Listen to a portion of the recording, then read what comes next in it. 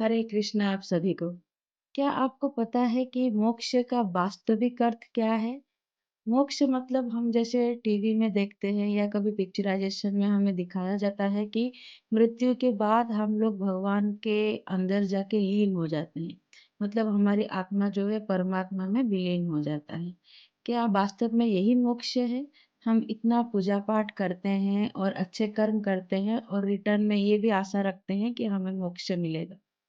तो मोक्ष वास्तविक अर्थ में है क्या? क्या मोक्ष के लिए हमें संसार का त्याग करना पड़ता है या इसी संसार में रह के भी हम हमें मोक्ष की प्राप्ति हो सकती है? तो आज मैं आपको कुछ बताऊंगी कि मोक्ष का वास्तविक अर्थ क्या होता है और इससे हमें घर छोड़ने की आवश्यकता नहीं होती है, बल्कि हम इस संसार में रह के भी मोक्ष प्राप्ति कर सकते हैं। तो आइए सुनते हैं मोक्ष का वास्तविक अर्थ क्या है। भगवत गीता हमें ये बताती है कि मोक्ष का अर्थ है अज्ञान, अहंकार, आसक्ति और जन्म मृत्यु के बंधन से मुक्ति। श्री कृष्ण कहते हैं, ब्रह्म भूतः प्रसन्नात्मा न शोचति न कांक्षति समः सर्वेषु भूतेषु समः सर्वेषु भूतेषु मद्भक्तिं लभते परा। ये श्लोक भगवत गीता के 18.5 में आप जाएंगे, उसमें आपको ये श्लोक मिलेगा। इसका अर्थ क्या होता है? जो व्यक्ति अपने वास्तविक स्वरूप को जान लेता है, वो ना शोक करता है, ना किसी वस्तु की लालसा करता है, ना किसी और सभी प्राणियों को समान दृष्टि से देखता है, चाहे वो एक जानवर हो या एक इंसान हो या एक चींटी भी। इसीलिए मोक्ष का अर्थ होता है कर्म को छोड़ना नहीं, बल्कि कर्म करते हुए भी उसके फल की आसक्ति छोड़ देना।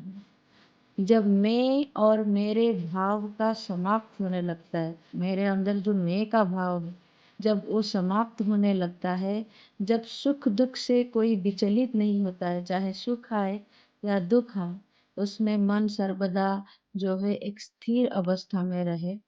और जब हमारे मन पूर्णतः परमात्मा के चरणों में समर्पित हो जाता है, चाहे वो श्री कृष्ण हो, चाहे वो शिव हो, चाहे आप कोई भी देवी देवता को पूजते हो, जब आपका मन उनके चरणों में समर्पित हो जाता है, वहीं से हमारी मोक्ष की यात्रा शुरू होती है।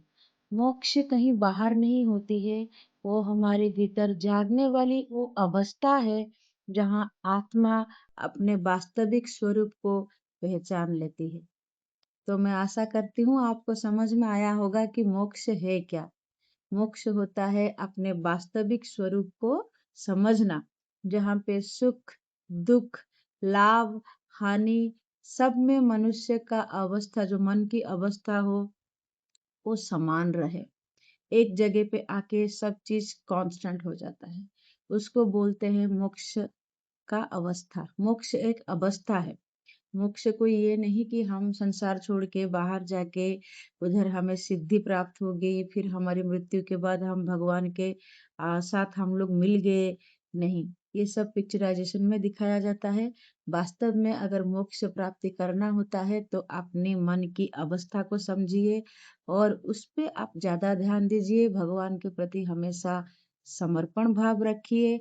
चाहे कुछ भी आए आपके जीवन में, आप कुछ भी अचीवमेंट कर रहे हैं या कभी भी आपको कोई भी सफलता हासिल होती है, तो उसमें तुरंत आप सोचिए कि ये है, मैं इसका कर्ता मैं नहीं हूँ, कोई है जो मुझे मेरे लिए ये कर रहा है, या जो भी मुझे प्राप्ति हो रही है उसके पीछे मेरे ईश्वर का हाथ है। पहले तो हमें ये मैं का भावना हटाना है, तभी जाके हम धीरे धीरे ये प्रैक्टिस करते हुए हम उस स्टेज पे पहुंचते हैं जहां हमारे लिए सब कुछ समान हो जाता है।